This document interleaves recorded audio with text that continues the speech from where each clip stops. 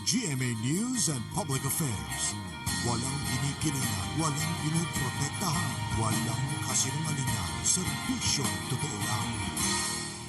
Mga nagbakasyon noong Semana Santa, nagsimula ng dumagsa pabalik Maynila. Exclusive, milyon-milyong piso halaga ng shabu natagpuan sa banyo ng fast food chain sa Rizal. Bus na nagbubuga ng makapal na maitim na usok at bus na nangaagaw ng lane sa kalsada, iimbestigahan ng LTFRB.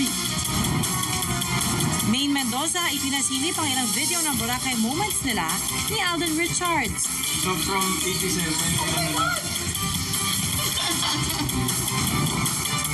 At baby Leticia Dantes, cute na cute sa kanyang first beach getaway. Mommy niyang si Marian Rivera, hot na hot sa kanyang two-piece.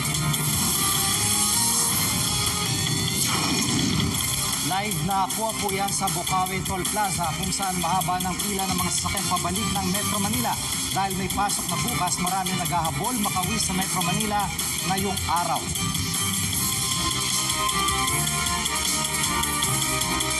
Magandang gabi po.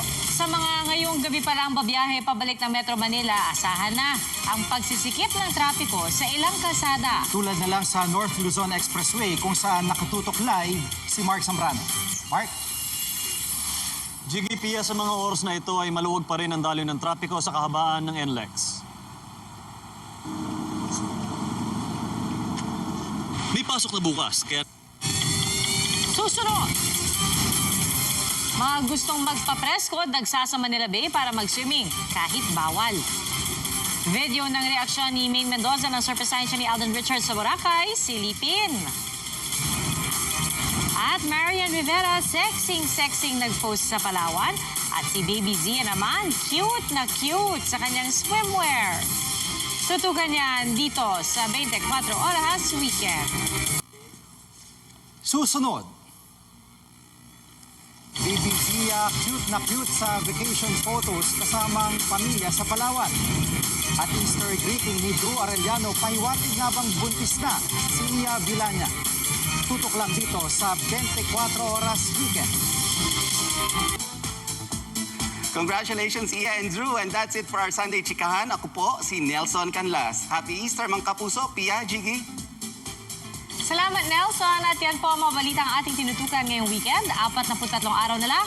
Eleksyon 2016 na. Sa pagboto, dapat tama. Mula sa tahanan ng katotohanan, ako po si P.R. Arcangel. Si Jiggy Manica dito ang GMA, walang kinikilingan, walang pinoprotektahan. Walang kasinungalingan, serbisyong totoo lamang. At dahil hindi natutulog ang balita, Nakatutok kami 24 oras.